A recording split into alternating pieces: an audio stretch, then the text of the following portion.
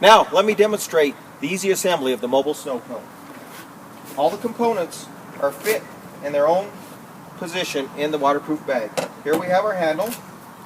We have our 3 aluminum alloy anodized handle system. Attaches easily together, usually in the stainless steel spring push button system.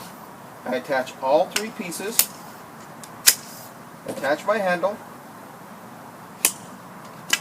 and now I'm ready for either the broom or the shovel.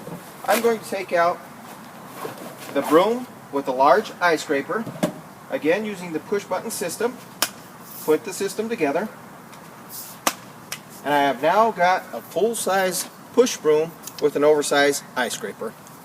I remove the broom. Now I remove my full-size snow shovel.